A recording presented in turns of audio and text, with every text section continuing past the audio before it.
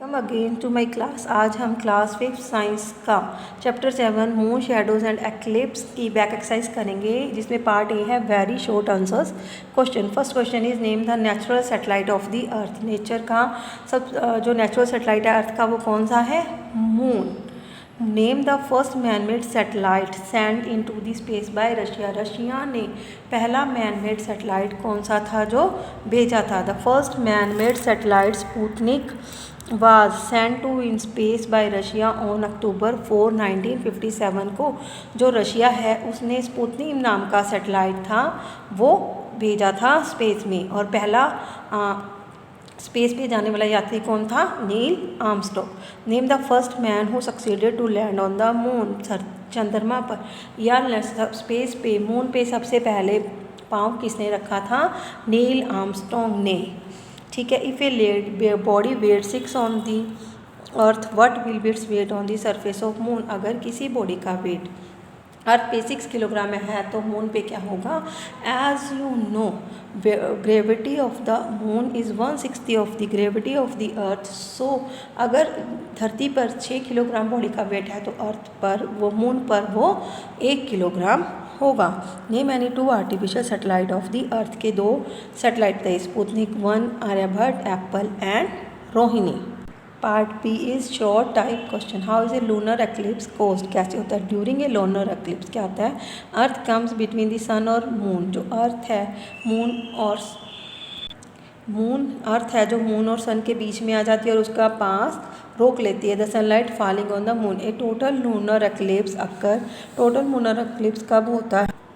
Van the moon and the sun are on the opposite side of earth होती है। A partial lunar eclipse happen when only part of the earth shadow cover the moon. जब earth को सिर्फ अर्थ की shadow moon को cover करती है तब पार्शियल लूनर एक्लिप्स होता है। और ये कब होता है?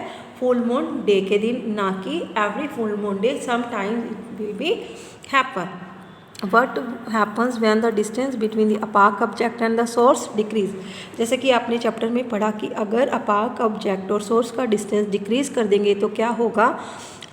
when the distance between the opaque object and the source decrease the length of shadow increase हो जाएगी। शैडो की जो लंबाई है वो बढ़ जाएगी। What happens when the light falls on a transparent substance। आपको पता है कि ट्रांसपेरेंट ऑब्जेक्ट में से लाइट पास आउट हो जाती है तो इसमें क्या बनेगी? Faint shadow. Why is there no life on moon. और मून पे लाइफ क्यों नहीं है? Moon is the natural satellite of earth, जैसा कि आपको पता है। How there is no life on moon as there is absence of atmosphere. Atmosphere की एब्सेंस की वजह से वहाँ पर आवाज़ कुछ भी सुनाई नहीं देती। Absence of atmosphere lead either lack of oxygen की भी कमी होगी और वाइटल गैसेस की भी कमी होगी। Hence sustainable of life is merely impossible on moon due to absence of atmosphere की कमी की वजह से वहाँ पर जो है लाइफ पॉसिबल नहीं है। Next one are what are tides and how are they caused. कैसे होते हैं? Tides are periodically rise and falls of large bodies of water. पानी की जो लहरें ऊपर नीचे जाती हैं हम उसको क्या कहते हैं? टाइड्स कहते हैं। Tides are caused by the gravitational interaction between earth and moon. Earth और मून के बीच में जो ग्रेविटेशनल अट्रैक्शन है उनकी वजह से क्या बनती है? Tide. The gravitational attraction of the moon causes the ocean to bulge out in the direction of moon में ब्लज करने के लिए प्रेरित करते हैं। High tides and low tides occur twice in a about. एक दिन में 24 आवर्स होते हैं और एक दिन में 2 बार low tides and high tides होते हैं। आइजैक न्यूटन जो फर्स्ट पर्सन था एक्सप्लेन टाइड्स साइंटिफिकली। टाइड्स को एक्सप्लेन करने वाला आइजैक न्यूटन जो साइंटिस्ट था उसने ही इसको पहले एक्सप्लेन किया था। Next part is part C filling the blanks by choosing suitable words from below. बताइए। An object which receive light cast क्या करता है? वो शेडो बनाता है। The moon is about 3,86,000 kilometre away from the earth है। जो the dash on the moon is in it extreme. तो एक्सट्रीम क्या है? मून पे सबसे ज़्यादा क्या है? Temperature.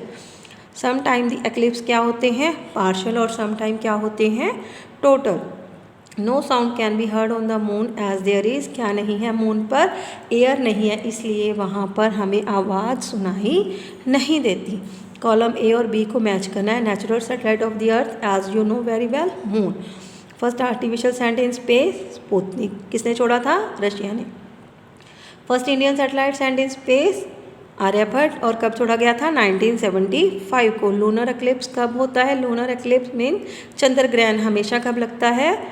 Full moon day. Lunar eclipse occur on full moon day either पूर्णमासी के दिन, और हर एक पूर्णमासी को नहीं लगता। Solar eclipse no moon day means अमावस को लगता है। Next one is state whether the following statement are true और false. The gravity of moon is less than the gravity of earth. Yes, moon की ग्रेविटी अर्थ की gravity से कम होती है। Yes, craters on the moon volcanic eruption से बने थे? नहीं, मेटोइड्स जब इसके ऊपर फॉल हुए थे। The size of shadow is same at different times of the day पे ये डिफरेंट होता है। True. The surface of the moon is rough but even? No, ये अनइवन है। The solar eclipse occur on a no moon day but not on every moon day. Yes, true, क्योंकि जो solar eclipse है अमावस के दिन और लगता है, और हर एक अमावस को नहीं लगता। आई होप अच्छे से अंडरस्टैंड कर ली होगी आपने। Thank you.